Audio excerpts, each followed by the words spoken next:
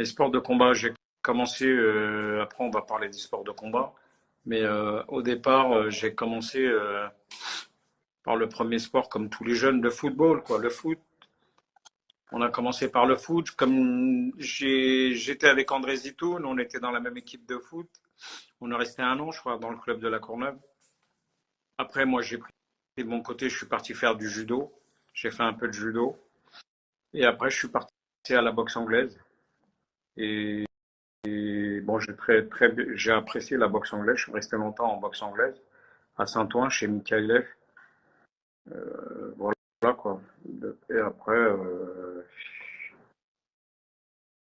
c'est tout, la boxe anglaise. Et après, je suis arrivé sur les pieds-points. Une fois que je faisais de la boxe anglaise, j'ai pratiqué la boxe anglaise. Et un jour à la Courneuve, il y avait une association qui a récupéré un vieux théâtre avec plein de salles.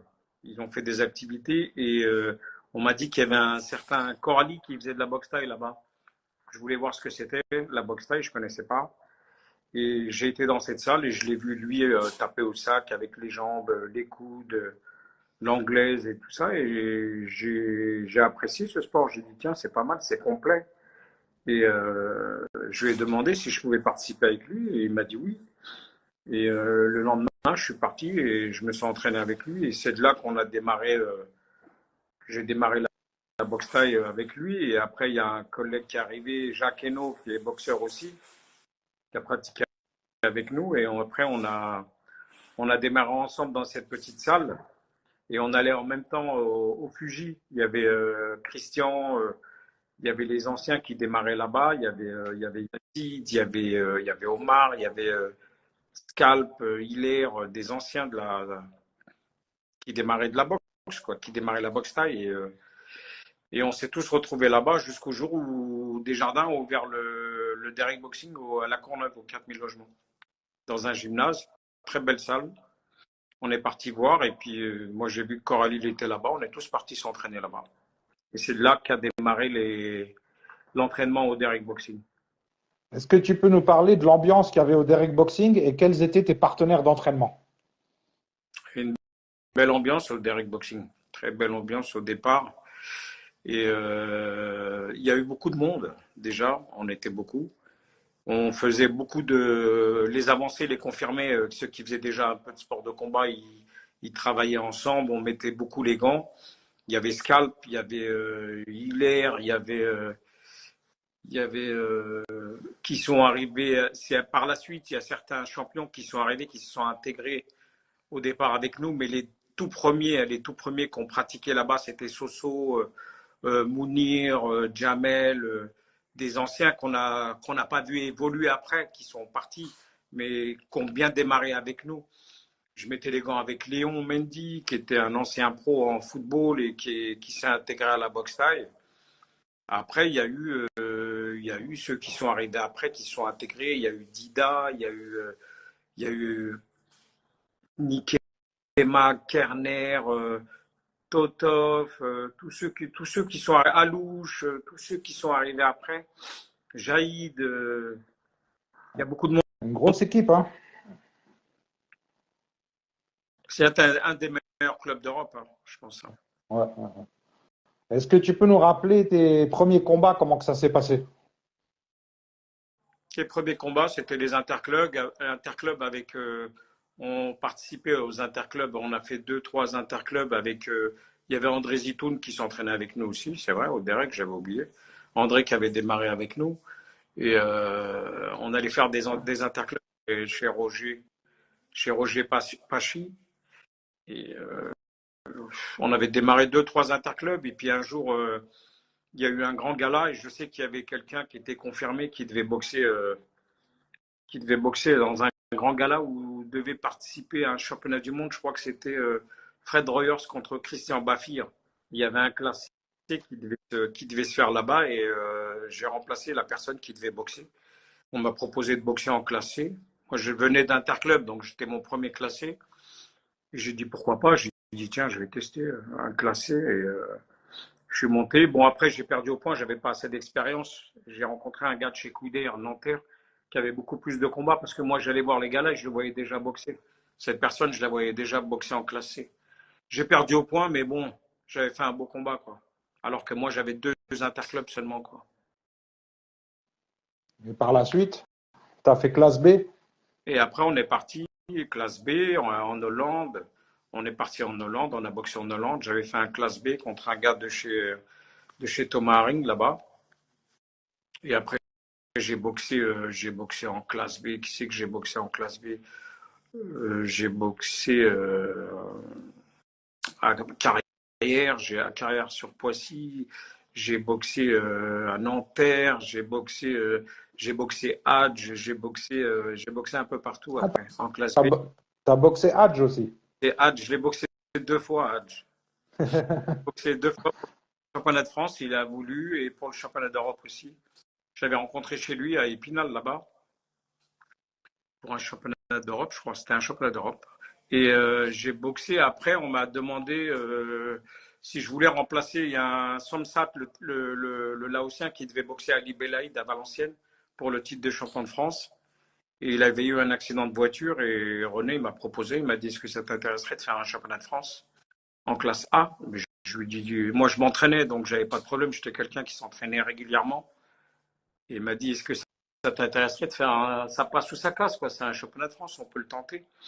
À partir du moment où j'ai eu confiance à mon prof qui sentait que j'étais capable, je lui ai dit: ok, on y va, il n'y a pas de problème. Donc j'ai rencontré Ali Belaïd là-bas à Valenciennes. À l'époque, c'était Hernandez chez Escopon. Son élève, c'était Joe Prestia. Et Ali Belaïd, c'était les stars du club, quoi. Donc on est arrivé là-bas, j'ai boxé Ali Belaïd, et très fort, très fort. C'est vrai qu'au début, bon après moi je suis parti vite, hein. J'étais quelqu'un qui démarrait très vite, hein. J'avais du physique, donc je partais vite, et eux, ils m'ont vite calmé quand je suis revenu au premier round. Ils m'ont dit: attention, Khaled, on est en 5-2-3, t'as pas l'habitude, il n'y a qu'une minute 30 de repos, ça va aller vite, donc fais attention. Et non, moi j'étais confiant, justement.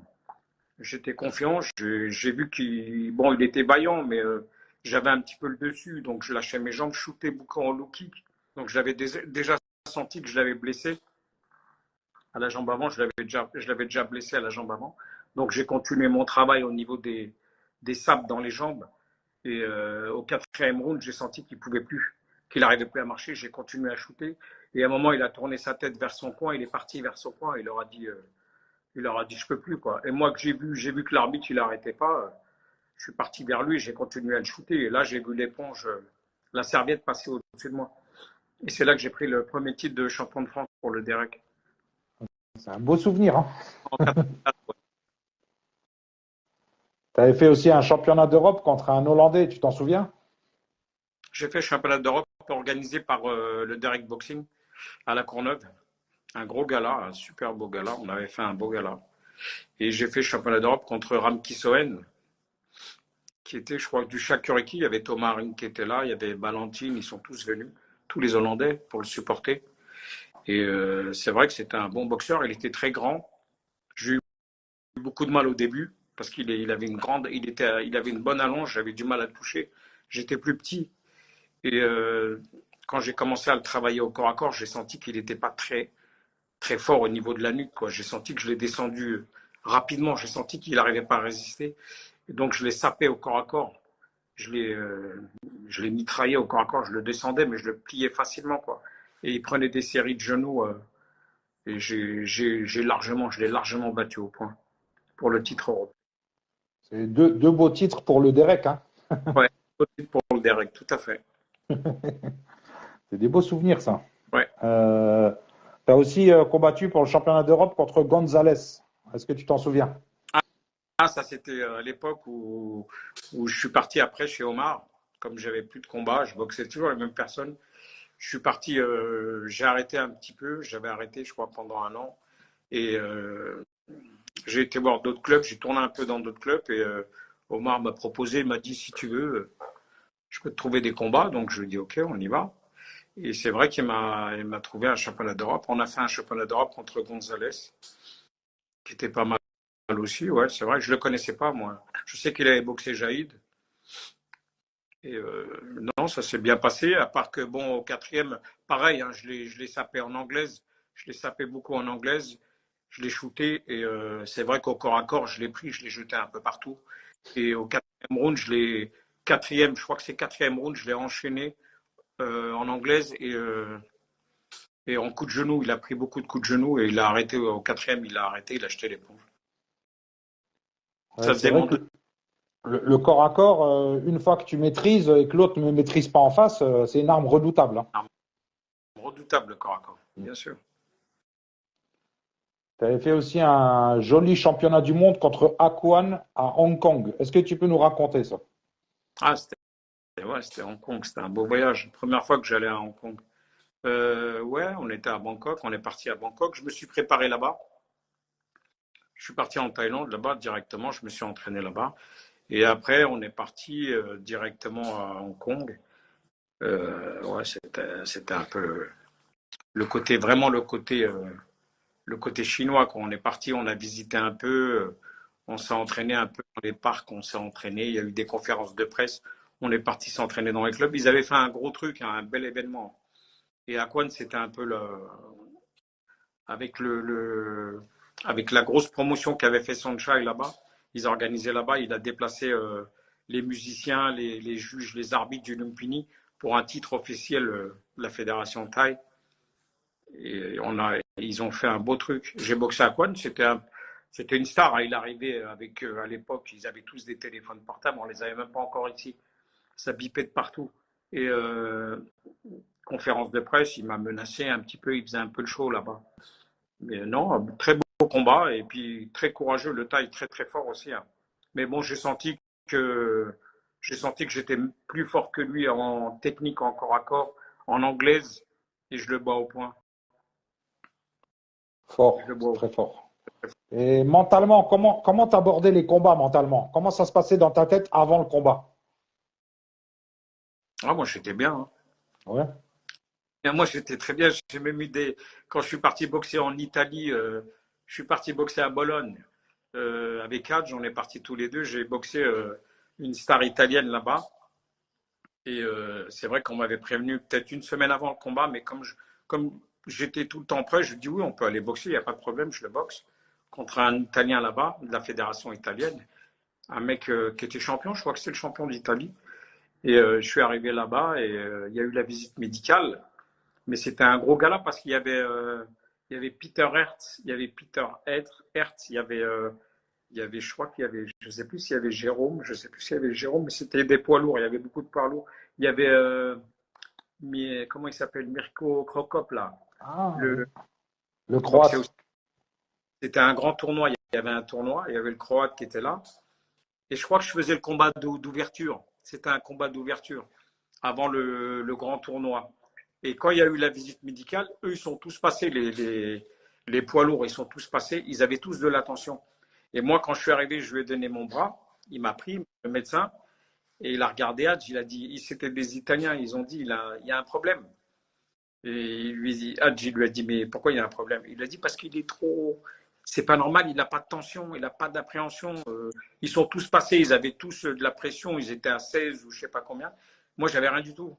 J'étais tranquille, quoi. Ils ont dit, mais il va boxer, le gars, c'est pas normal qu'il soit comme ça. Et ils ont failli m'annuler le combat, ils pensaient que j'étais pas bien. Mais Hadji leur a dit, attendez, il boxe en Thaïlande, lui, c'est rien, c'est comme s'il allait acheter une baguette. Ah, c'est normal. Et quand j'ai boxé le gars, j'ai commencé le premier round, déjà, j'ai mis un low kick, il a volé. Juste un look, mais il était costaud, il était très, très corpulent, quoi. Il était esthétiquement, c'était un gars qui faisait un peu de la muscu, très, très bronzé, très musclé. Et je l'ai pris au premier round, je l'ai travaillé. Deuxième round, je lui ai mis deux coups de genou et il est tombé au sol, il n'a rien fait. C'est fini. Ah, bah, ouais, là, tu peux rien faire, hein. Ouais. Tu avais aussi combattu au Japon. Est-ce que tu peux nous raconter quelques combats que tu nous as fait au Japon aussi, s'il te plaît? Le Japon, ouais, c'était très bien le Japon. C'est vrai qu'au Japon, c'était des combats qui étaient prévus à 57 kilos, 57 kilos. Et avec le voyage, c'était assez long. C'était assez long le voyage. Je prenais du poids dans l'avion. Automatiquement, on mangeait. J'arrivais, je me pesais le matin. On se pesait non, le soir. On arrivait le soir. Je me pesais le soir à l'hôtel. Et j'avais pris presque 3 kilos entre, entre Bangkok, arrivé à Bangkok, ensuite reprendre, repartir à Hong Kong, ça fait 100, je veux dire, c'est très long. Quand on arrivait le soir à l'hôtel, on se pesait, j'avais pris facilement 2-3 kilos. Et comme c'était la pesée le lendemain à 6h30 du matin, ils font comme en Thaïlande, là-bas, 6h30, ils démarrent les pesées. J'étais obligé d'aller courir le soir à minuit. On arrivait là-bas, j'étais obligé de courir. On allait courir, des fois même ça suffisait pas, on allait chercher un sauna. J'allais au sauna. Et le matin, j'arrivais pile poil au poids, quoi. Et Ah c'est oui. vrai que quand j'ai boxé Tateshima, c'était une grande star au Japon. C'est une famille de samouraïs. Il est très connu là-bas. C'est la All Japan Kickboxing, ils appellent ça. C'est la fédération, c'est eux qui le managent. Et quand je l'ai vu, moi, dans les affiches, quand je suis arrivé là-bas, j'étais impressionné parce que des gros posters de lui. Et j'étais avec Didier Leborgne, qui le connaissait déjà. On est parti ensemble avec Hadj. Et ce qui s'est passé, c'est que il m'avait dit, lui, surtout dans le vestiaire, ne regarde pas ce qu'il va faire. Je dis, comment ça, je regarde pas. C'est un peu un ramouet thaïlandais qu'il a fait, mais il l'a fait à la japonaise, comme c'est une famille de samouraïs. Il a fait avec son sabre. Il est monté avec son sabre, son kimono là, et son bandeau sur la tête. Il m'a fait un cinéma, mais j'ai regardé, ça m'a rien fait du tout. Donc ça m'a pas impressionné du tout. Il pensait que ça allait m'impressionner, non. Et non, c'est un très beau combat. C'est vrai qu'il était dur. Et il m'a attaqué tout de suite, hein. Tout de suite, il est rentré. Il a commencé à lui aussi. Il travaillait beaucoup les low kicks. Il m'a travaillé dans les jambes. Il m'a shooté dans les jambes. Et j'ai commencé à travailler l'anglaise. Il n'avait pas trop d'anglaise, donc j'en ai profité. Et il a commencé à rentrer les coudes. Je suis parti en coup de coude aussi. Et moi, je l'ai ouvert. Je l'ai ouvert. Ils l'ont arrêté tout de suite. Et j'ai Ouais. gagné. J'ai Ouais, gagné c'était un sacré combat, hein. Sacré combat, ça aussi, tout à hein. fait.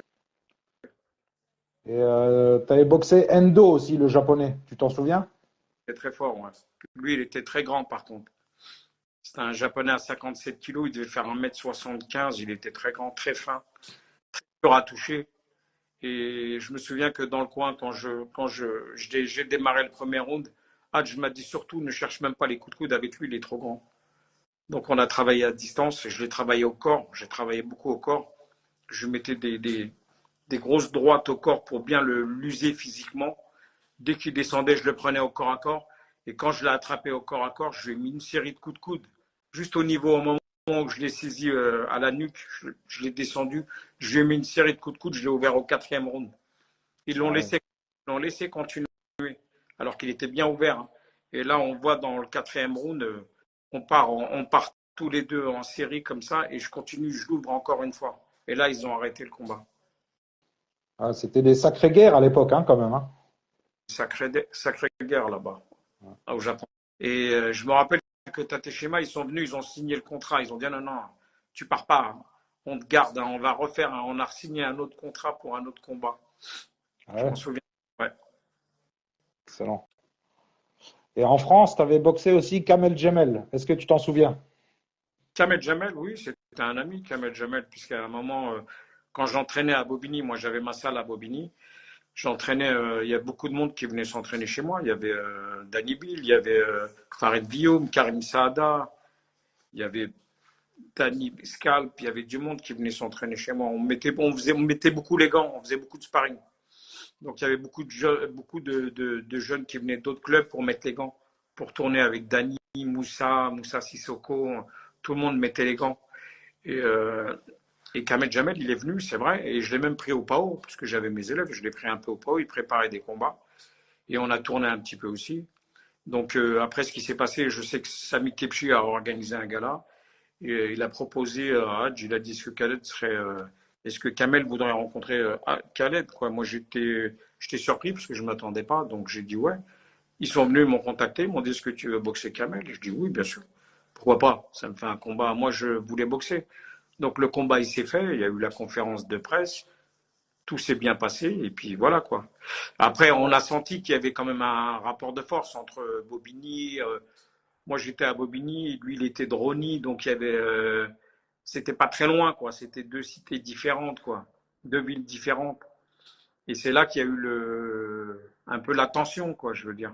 Il y a eu beaucoup de tension. Il y a eu des supporters qui sont venus de Bobigny et des supporters qui sont venus de Rony. C'est pour ça qu'il y a eu beaucoup de tensions. Et à la conférence de presse, il y a des gens qui ont dit, ouais, ils avaient déjà fait leur pari, quoi. Ils avaient dit que Khaled, il est vieux, il tiendra pas face à Kamel Jamel. Il y avait 10 ans d'écart entre nous. Même dans les commentaires de Canal+, on l'entend très bien. Mais après, il ne faut pas oublier qu'il a l'expérience. Il a l'expérience, il est dangereux sur 3 rounds. Moi, je me suis entraîné pour. Hein. Il fait de l'anglaise, c'est un gars qui est très rapide. C'est vrai qu'il est vif, il est rapide, mais pas assez puissant, je veux dire en puissance. Il est rapide sur un uppercut au foie, pas sur un coup au menton. C'est un manque de puissance pour moi. Moi, je me dis qu'il m'a touché. Hein. Il m'a touché, il m'a frappé au visage. Non, il m'a pas sonné. Il m'a touché au foie, mais je mettais les gants en anglaise, donc je mettais les gants. Je me suis préparé avec Coralie. On mettait les gants, il faisait 75 kilos. Je tournais avec un poids lourd, donc non. Et c'est moi qui l'a ouvert avec une arcade ouverte. Et je l'ai blessé dans les jambes. Je lui ai cassé les assises. On a travaillé correctement. On a bien analysé le combat. On a bien travaillé.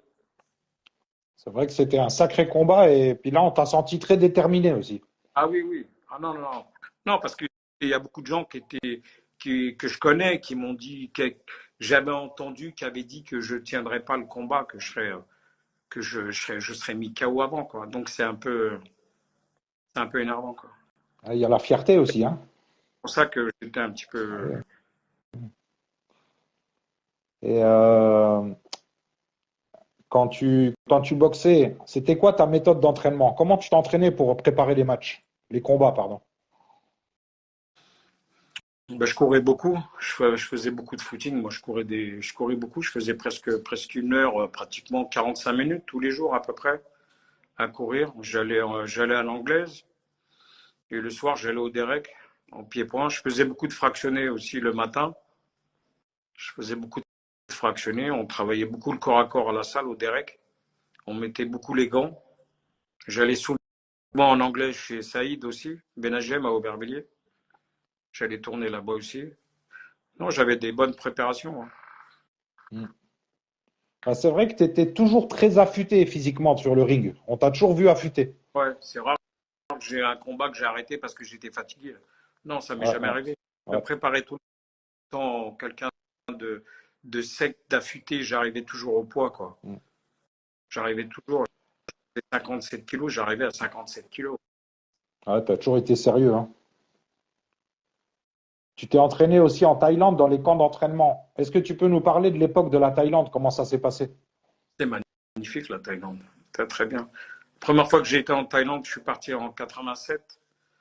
On est parti dans le camp à Kitty avec Guillaume, Léon, Alaoui. On a fait un camp magnifique avec Kitty et qu'on s'est très très bien préparé. On s'est très très bien entraîné. C'était un camp en pleine jungle. On sortait pas, il faisait nuit, il n'y avait pas de lumière. On dormait, on se levait on dormait par terre. C'est plus les camps comme maintenant. Hein. C'était vraiment les camps à la dure, quoi. On dormait par terre. On sentait des cafards, des grosses bêtes qui marchaient sur nous. C'était impressionnant. Et c'est vrai que c'était impressionnant. Mais voilà, quand on se levait le matin, 5 heures du matin, on allait courir, on cavalait comme des fous. Je m'en souviens. Ouais. C'était la belle époque, ça. Tu as fait plusieurs camps aussi en Thaïlande. Tu peux nous détailler les camps? J'ai tourné beaucoup en Thaïlande. J'ai fait beaucoup de camps. J'ai fait. Tu sais, je vais te dire, dans les camps en Thaïlande, ils sont très spécifiques. Je veux dire, il y a beaucoup de camps. Le Sao Pinchit, c'est des camps qui travaillent beaucoup plus l'anglaise. Ils travaillent beaucoup les points, les techniques enchaînement pied-point.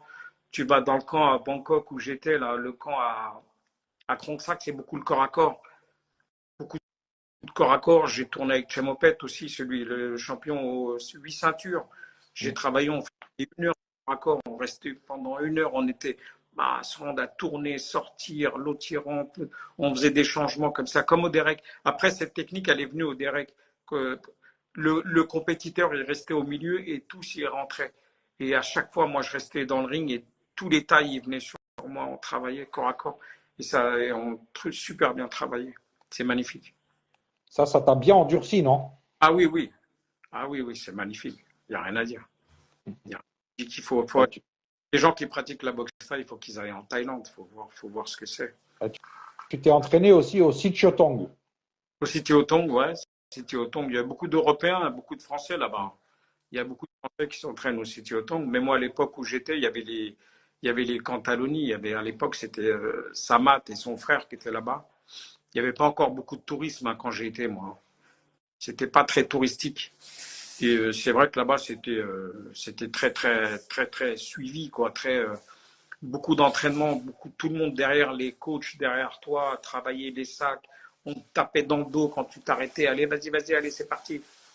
Et Léo, Léo, Léo, tous les tailles. C'était magnifique. Non, c'était très, très bien.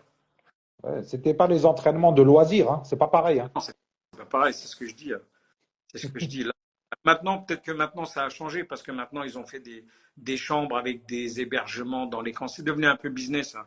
Bah oui. Alors qu'à l'époque, nous on arrivait dans un camp, fallait se faire accepter. Hein. Ils prenaient pas de l'argent, il fallait se faire accepter pour pouvoir s'entraîner. Hein. Parce que maintenant, je vois que dans les camps, on peut payer, tout est organisé. C'est plus pareil, c'est devenu un peu business, quoi. Alors que nous, à l'époque, c'était pas comme ça. Hein. Nous, l'État, il venait pas vers nous. Hein. Fallait qu'on arrive tout doucement, qu'on tourne entre nous pour pouvoir travailler avec eux. Ils se mélangeaient pas au début. Hein. Ils travaillaient pas avec les Européens. C'est tout doucement qu'on a pu travailler avec eux. Et tu apprenais des techniques en regardant les autres aussi, non? Ah oui, je regarde beaucoup. Je regardais beaucoup. Moi, je sais que même avant, même quand on était en France, on allait dans le 13e avec Dany, on allait chercher des combats Olympini, des grandes stars qu'on regardait en vidéo, les grandes stars. Mais on allait à Bangkok aussi, on regardait le combat Olympini. On allait voir, à l'époque, c'était qui? C'était Olé, Chachai, tous les Nankumwan, tous les grands champions, les anciens. C'était des combats magnifiques. C'était des combats magnifiques. Je me suis entraîné avec, comment il s'appelait, avec Olé, je me suis entraîné avec Chamopet, je me suis entraîné avec Chachai, qui était des City Otong aussi. Mais des grands champions. Magnifiques. Et qu'est-ce que tu peux nous dire sur Danny Bill? Danny Bill, c'est un surdoué de la boxe thaï. C'est un très jeune en plus. Hein, démarré, moi, quand j'étais au Nemrod, il avait quoi, 16, 15, 16 ans. Il était déjà très doué, très technique. Et c'est vrai que je savais qu'il aurait fait une grande carrière, Danny, parce que c'est vrai il était assidu, il était sérieux, il écoutait ce qu'on lui disait, et c'est vrai qu'il tentait tout. C'était pas quelqu'un qui hésitait. Tout ce qu'il voulait faire, il le tentait, et à chaque fois, il avait de la chance, ça passait tout le temps. Tout ce qu'il faisait. Mais c'est vrai, hein, il tentait tout, Danny, à chaque fois. Et il a fait des Ouais, beaux. c'était une légende, hein. C'est une légende du sport, Tout à fait. hein. Comme Khaled Ebieb, hein. C'est une légende aussi. Ouais. Et tu as fait aussi un beau reportage à la télévision, tu t'en souviens? Le 52 sur la une, j'avais fait un 52 sur la une avec Jean Bertolino à l'époque, ouais. Très très bien. Et c'est vrai que j'étais en Thaïlande, je préparais un combat, je devais aller boxer à Macao. J'ai boxé à Macao et j'avais préparé mon combat. Je sais plus si c'était le camp, je sais plus si c'était le camp à Krongsak ou ouais, je crois que c'était le camp à Krongsak où j'étais. Je dormais là-bas, on dormait dans les camps et j'étais tout seul. On m'a laissé, Hadji m'a dit m'a laissé là-bas parce que lui il vivait en Thaïlande, il avait sa maison. Donc il m'a laissé dans le camp, je suis resté dans le camp et j'avais perdu beaucoup de poids.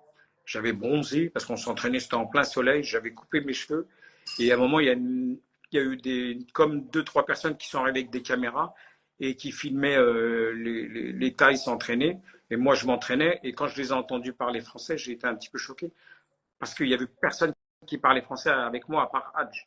Et donc je les ai vus, j'ai commencé à parler avec eux. Ils étaient surpris parce qu'ils m'ont pris pour un Thaï. Et ils m'ont dit, mais qu'est-ce que vous faites là? Vous faites quoi ici? Ben, je lui dis, je prépare un combat, je suis ici. Ah bon, vous allez où? Je dis, ben, je boxe à Macao pour un titre mondial. Et ils m'ont dit, ah bon, et tout. Et on a discuté, après il y a Hadj qui est arrivé, et on a discuté avec eux. Et ils étaient intéressés de me suivre après, comme j'avais une salle à Bobigny, me suivre à Bobigny parce que j'étais éducateur, je m'occupais des jeunes aussi à Bobigny. Et après, on s'est remis en contact quand on est rentré en France. Et c'est là qu'a démarré le reportage. Ils nous ont filmé à Bobigny avec le petit Nono, Sébastien, qui s'entraînait avec nous, qui boxait en interclub déjà à Paris. Et comme j'avais prévu avec mon association de faire partir un jeune en Thaïlande, j'ai fait partir lui. Et eux nous ont suivis et ça leur a permis de faire un bon reportage sur la boxe thaï. C'est un très beau reportage d'ailleurs. Et tu avais fait aussi un stage chez Jean-Charles Skarbowski. Qu'est-ce que tu peux nous dire sur ce stage? Jean-Charles, très gentil. Très, très, très, très gentil. Adorable, Jean-Charles. Un beau stage, belle salle, hein. Très, très belle salle. Je ne connaissais pas. Et c'est vrai qu'il y a eu du monde, il y a eu beaucoup de monde. On a bien travaillé, un beau stage. Franchement, des belles techniques de Thaïlande. On leur a fait découvrir des belles techniques. Non, c'est bien, très, très beau stage. Et là, actuellement, tu as un club. Est-ce que tu peux nous parler de ton club, s'il te plaît? J'ai un club, ouais, j'ai un club ça fait 4 5 ans maintenant que je suis à Romilly-sur-Seine et que j'entraîne. Maintenant, je m'occupe plus des jeunes. C'est plus un. Il y a eu l'époque où on s'occupait des adultes, des stars, qu'on faisait progresser, qu'on allait faire la compète. Maintenant, j'ai décidé de m'occuper plus des petits, faire de l'éducatif. Donc, je m'occupe des jeunes, je fais beaucoup d'éducatif. Je fais beaucoup d'interclubs pour des petits, les assos. Parce que les petits, ils sont plus, on va dire, ils sont plus sérieux, on va dire, je ne pourrais même pas te dire le mot, ils sont plus sérieux, ils écoutent plus, ils sont plus à l'écoute. Et on travaille très bien en éducatif avec les petits. Ah oui. D'ailleurs, tu fais des interclubs chez notre ami Yacine Benadj. Ah, j'ai emmené quelques jeunes chez Yacine, très gentil Yacine. C'est lui qui m'a invité, ouais, très bien. On a fait un bel interclub chez lui là-bas, franchement, une belle organisation à Sevran. Ouais. Et j'ai emmené aussi les jeunes à Pantin, chez Malang aussi à Pantin. Un beau club aussi, lui aussi, avec il a beaucoup d'éducatifs aussi, beaucoup de petits. Ah oui. C'est l'avenir, hein. C'est l'avenir, les petits. Bien sûr, c'est l'avenir. Et toi, sur le plan personnel, qu'est-ce que tu dirais que la boxe t'a apporté? La boxe, ça m'a apporté, je vais dire une règle de vie, c'est ça, on va dire ça m'a donné une route à suivre du fait que nous, on était dans notre banlieue, on était jeunes, on était un petit peu foufou. Là, à partir du moment où on est resté dans le sport, ça nous a donné une route. Je veux dire, on a suivi la route du sport. On aurait pu mal tourner vu du quartier où on était. J'ai des amis qui ont mal fini, quoi. C'est pour ça que je me dis, le sport dans ma vie, ça a été quand même quelque chose d'important. Ah oui, c'est vrai. Bon, j'ai un peu fait le tour de mes questions. Je te remercie d'avoir répondu et je te laisse le mot de la fin. Le mot de la fin. Le mot de la fin. Qu'est-ce que tu veux que je te dise pour le mot de la fin? Moi, le mot de la fin, je vais te dire que on a fait toutes ces années de boxe taille avec tous les anciens qui actuellement je côtoie encore, que je vois. Et je dirais que malheureusement, au niveau des fédérations, on est toujours au même niveau. On n'a pas avancé, on est toujours au même niveau. Quand je vois l'évolution du MMA, alors que la boxe taille était là depuis quelques années avant, je me dis qu'on a toujours perdu du temps entre les conflits entre les fédérations et qu'entre-temps, c'est les profs qui en pâtissent, c'est les clubs qui en pâtissent, c'est les boxeurs qui en pâtissent et on est toujours, on n'évolue pas. On aurait pu faire quelque chose de bien, faire une fédération pour pouvoir être agréé au niveau du ministère, devenir un sport olympique, devenir un sport, avoir des diplômes reconnus. On est des sportifs. J'ai fait 30 ans, presque 25 ans de carrière de boxe taille. Je ne sais même pas si mon diplôme il est reconnu. C'est ça que je veux dire. Alors qu'en BF, t'as certains stars, des gars en BF qui ont des diplômes d'État. Alors que nous, on a été 4 fois champion du monde. On a représenté la France au Japon, en Thaïlande. Et là, on ne reconnaît même pas. Je veux dire, tout ce qu'on a fait, tout ce qu'on a donné pour la boxe taille, on a vite zappé, quoi. Ils ont vite zappé, il y a pas de reconnaissance. C'est ça, un peu par rapport à les années de travail, quoi. Et les fédérations toujours, qui sont toujours au même stade. C'est vrai que c'est un constat, t'es pas le seul à le faire, hein.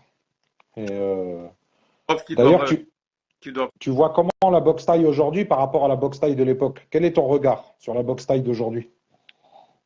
Tu sais, je vais te dire franchement, la boxe taille d'aujourd'hui, je la vois pas pratiquement pas. Je vais pas souvent dans les galas. Si je la vois, c'est au niveau des médias, de la télé. Il y a certains boxeurs que j'apprécie, les frères Bouganem, je vais dire. Il y a plein de boxeurs que j'apprécie, que je regarde, mais c'est vrai que c'est plus la même boxe qu'avant. Et maintenant, on voit plus que les jeunes, ils vont plus vers le MMA. Tu vois ce que je veux dire? Tu as beaucoup de gens qui pratiquent la boxe thaï qui vont se détourner vers le MMA, qui partent tous. Saïd, comment il s'appelle? Bouganem, il est parti en MMA aussi. Ils vont tous chercher, ils vont tous chercher autre chose, quoi. C'est ça que je veux te dire.